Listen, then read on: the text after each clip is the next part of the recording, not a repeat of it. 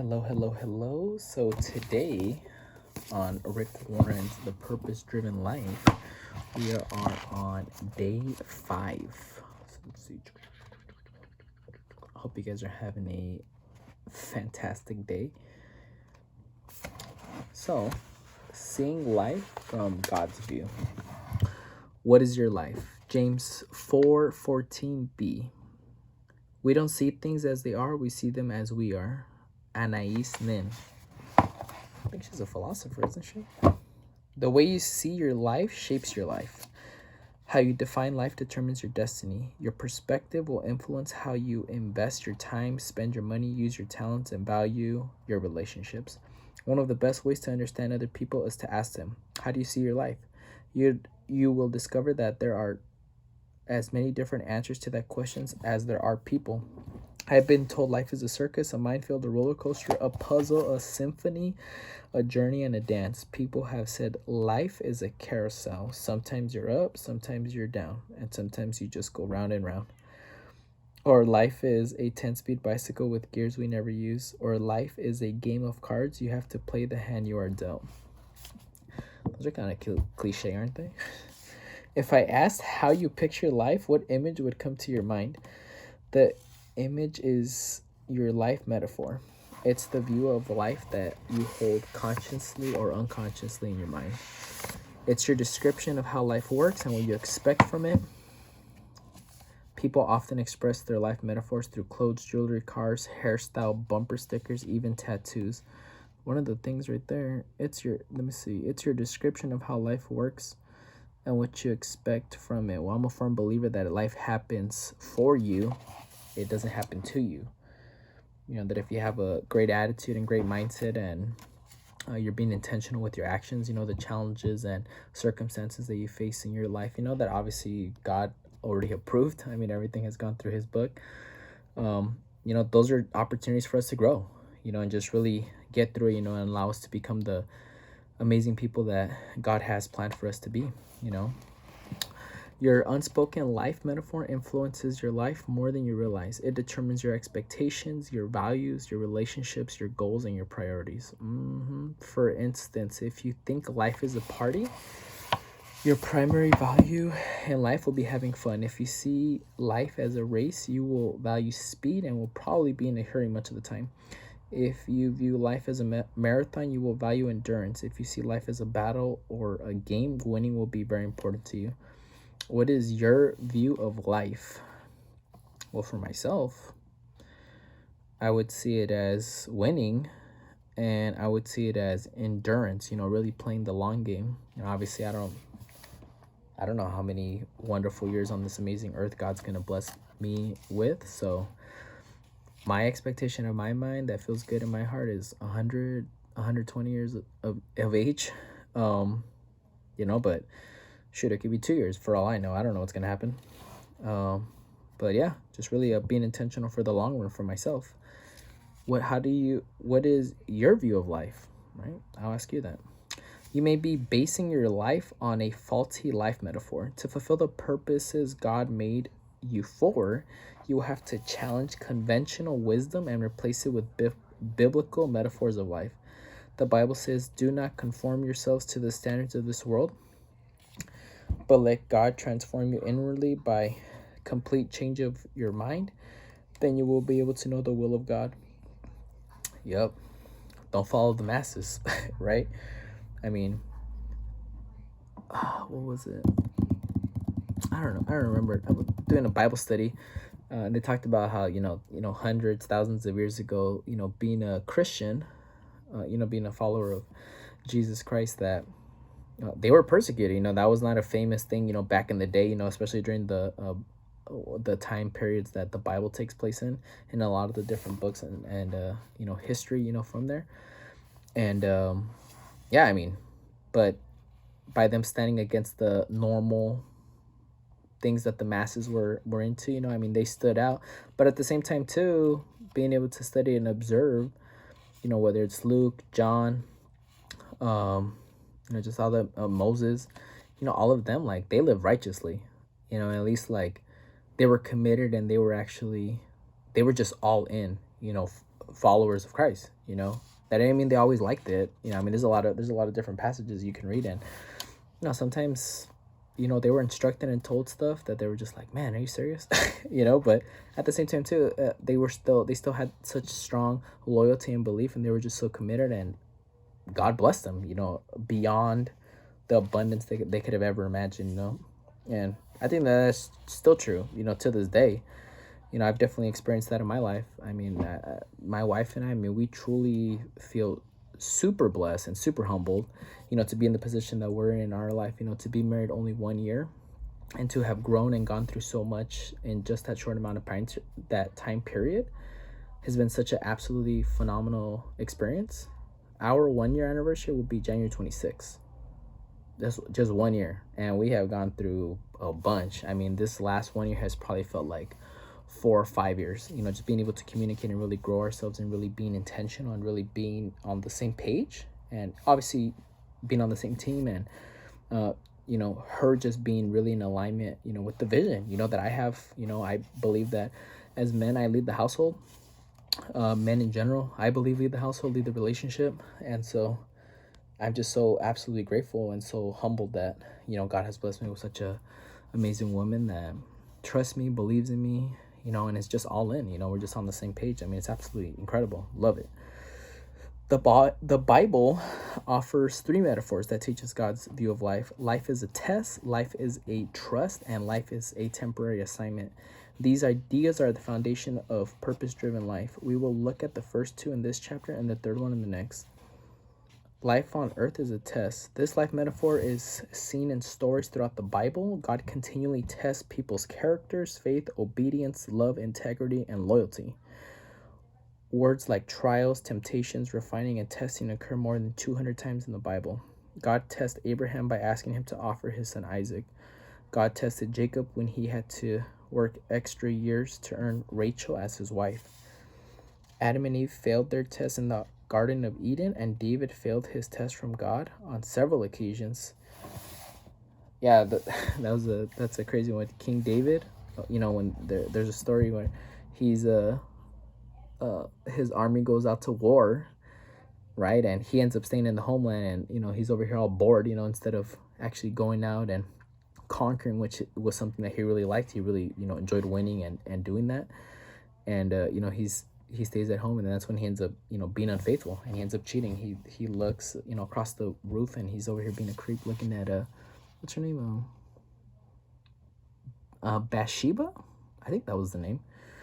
Some gorgeous woman that just got him feeling some type of way. Bless his heart, you know. But the Bible also gives us many examples of people who passed a great test, such as Joseph, Ruth, Esther, and Daniel. Character is both developed and revealed by test, and all life is a test.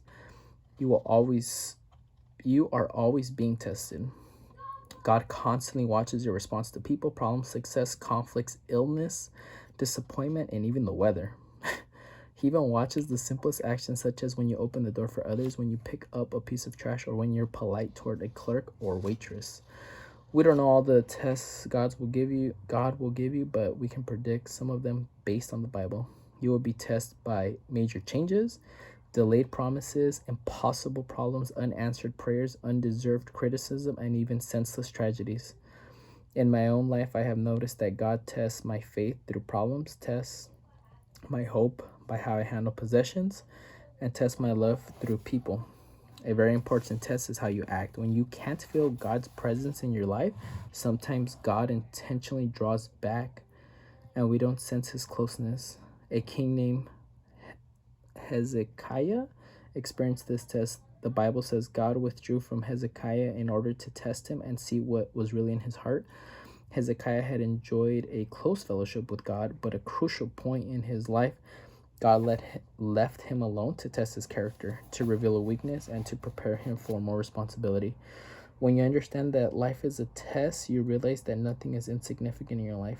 Even the smallest incident has significance for your character development. Every day is an important day, and every second is a growth opportunity to deepen your character, to demonstrate love, or to depend on God. Some tests seem overwhelming, while others you don't even notice, but all of them e- eternal implications. Heck yeah. I'm gonna skip ahead here a little bit. It's like 2 pages left. But so day 5, thinking about my purpose. Point to ponder. Life is a test and a trust.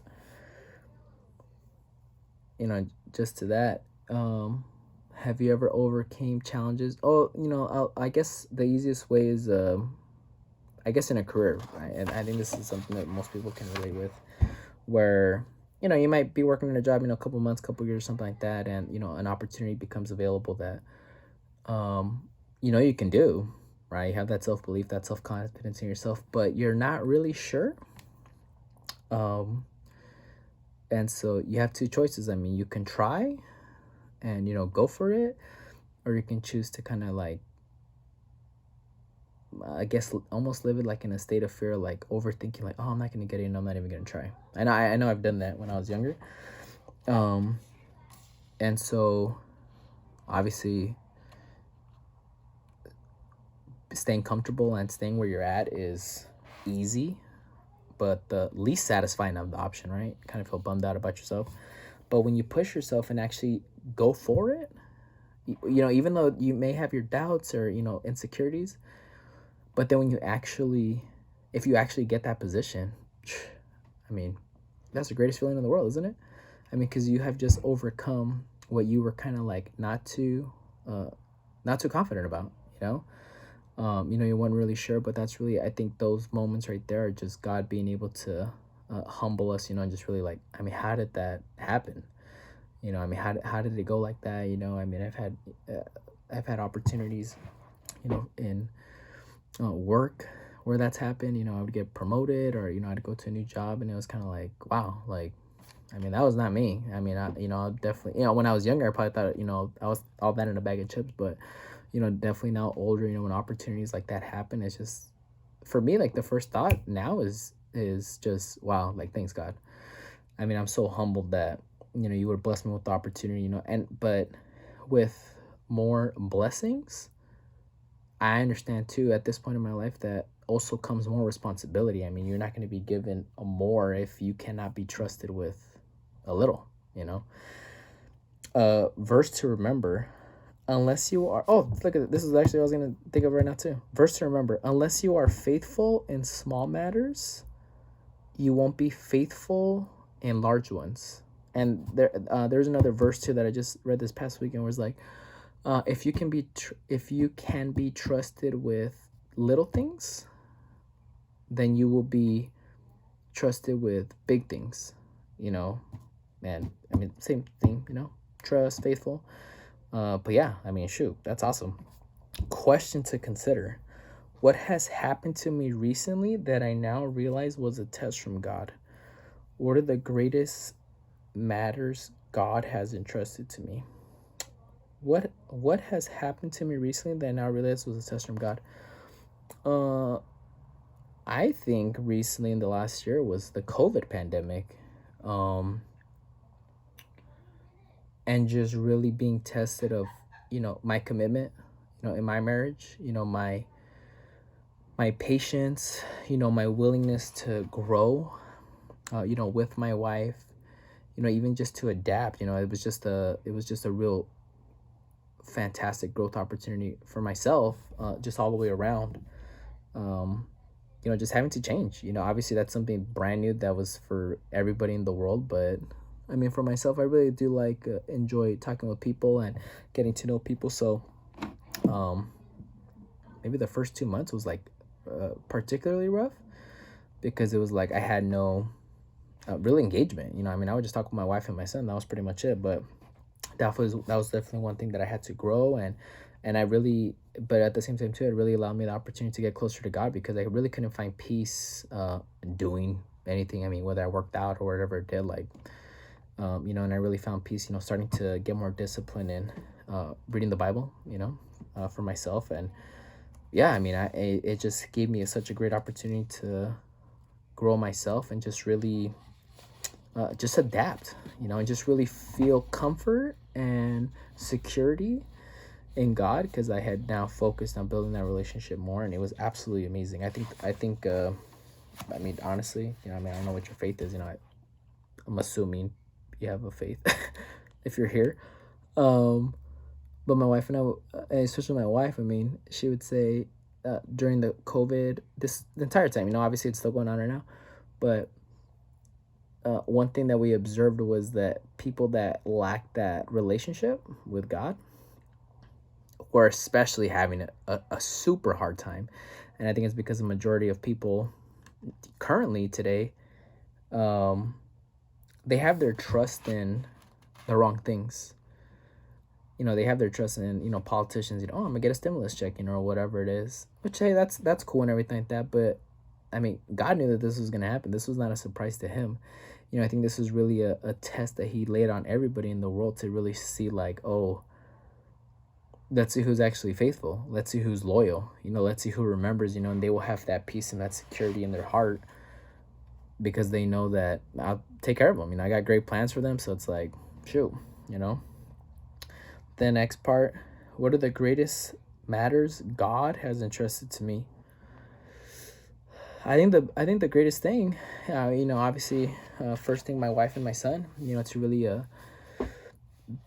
just be responsible for them, take care of them, really be responsible for setting the tone in the household and really establishing that positive environment. Told my wife, I was like, I'm so unbelievably grateful and humbled that our relationship developed the way that it did, because we dated for 4 months, got married January of 2020, had our honeymoon February of 2020, and then March 2020, this one, hardcore lockdown started happening in the US. And just the way everything played out, just like absolute perfect timing. And not because of us, I totally think that, God was just totally setting that up. Because now, looking hindsight, it's like, there's no way. I mean, just the way that everything happened was incredible. The timeline of events and how everything played out. I mean, it's been absolutely crazy. And, I can't even imagine if I was not with my wife going through this pandemic. I have a lot of siblings, but even if I was at home with them, it would not have been, I don't think it would have been the same experience, but I don't know. I mean, obviously that was the reality I lived, right? But yeah, I mean, it has been absolutely amazing, this time. So yeah, I think, God has entrusted me, with my amazing wife and son, and taking care of them during this time, and then just really also taking advantage and being able to get us ahead during this time, where most people are kind of like concerned and really not doing a lot to get ahead. We have been really intentional and have really buckled down to just make sure that, hey, coming out of this in the next 2, 3, 4, 5 years, like, we're like way ahead, versus, because there's no distractions. I mean, only self-imposed distractions if we get on social media, which we're not on. But if we get like on YouTube, which we don't really have here at the house either. The other thing too is, like, if we get on Netflix, which we canceled, and if maybe we watch movies, or if we just choose to like stay home and like really not do anything, that might be the only distraction that we may face. That's a big one. But yeah, what has happened to you recently that you realize now, hindsight, right? Hindsight's always 20/20, right? That was a test from God. And what are the greatest matters that God has entrusted to you? So, fantastic chapter. This is awesome. Excited for the next one. I'll finish this one off more thoroughly and take my time, but I hope you guys have a wonderful rest of your day, and please stay safe.